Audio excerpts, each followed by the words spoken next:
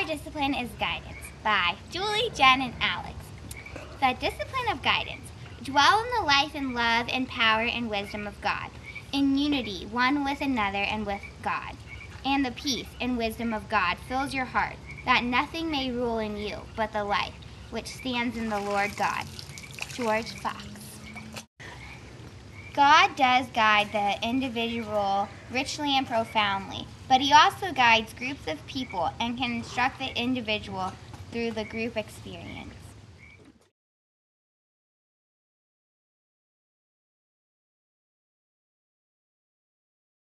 Four steps to achieving perfect guidance. The first one is to take baby steps.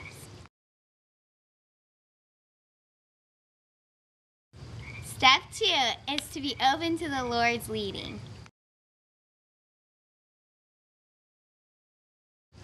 Step 3 is to put aside your prejudices.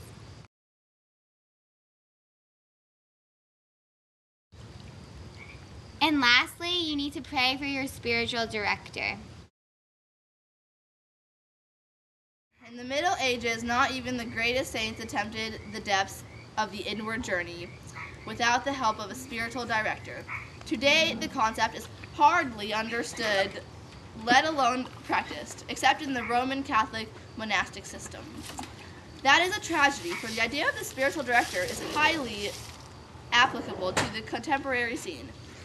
It is a beautiful expression of divine guidance through the help of our brothers and sisters. Spiritual directorship has an exemplary history.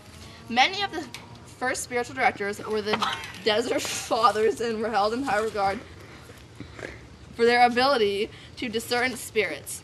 People would often travel for miles in the wilderness just to hear a brief word of advice, a word of salvation, which summed up the will and judgmental of God for them in their actual concrete situation.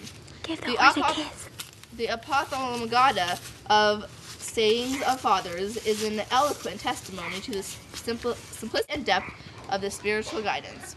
Also, many of the Cistercian lay brothers in the 12th century England were distinguished for their ability to read and guide souls. Now, what is the purpose of a spiritual director?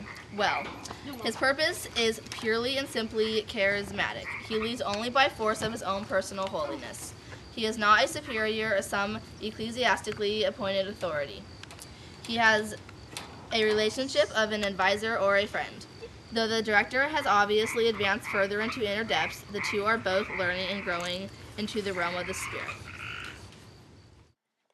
Spiritual guidance and us. Learn to trust your spiritual director wholeheartedly. Example number 1, GPS. In 2/10 of a mile, left turn onto Parkland Way.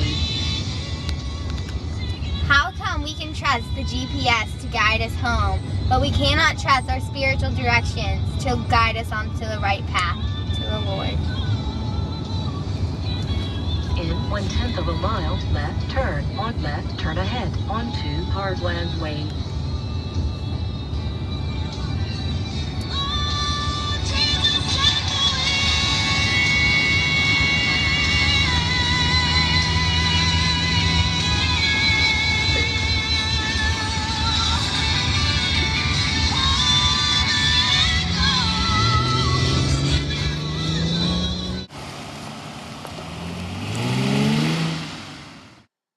Example number 2, Molly.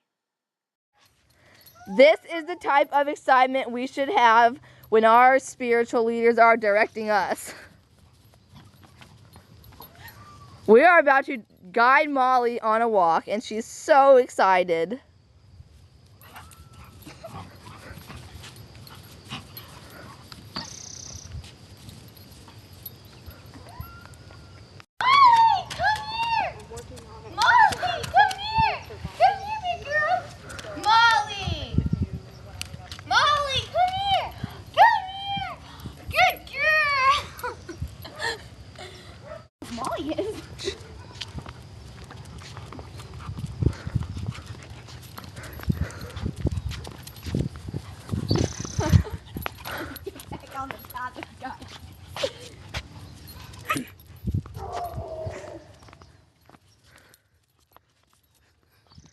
No!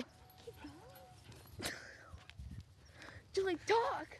Oh, just as a pet trusts its master to guide it to the right destination and trusts to water and feed and nurture and take care of it, we should have the kind of trust they do in our own spiritual leaders. Leave our hearts open and our mind and trust them. Example number 3, the blind.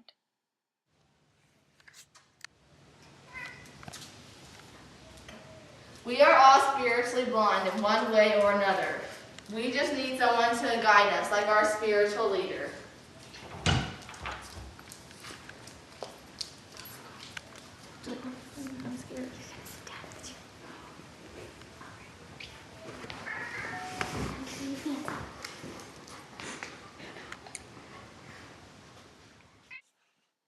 Danger. Danger exists in corporate guidance as well as in individual guidance. Perhaps the most menacing danger is manipulation and control by leaders.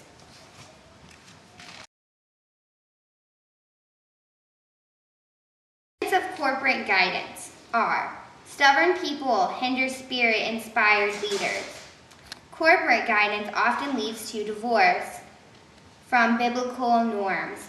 And lastly, human beings are fallible. Just to reiterate the points, here they are again.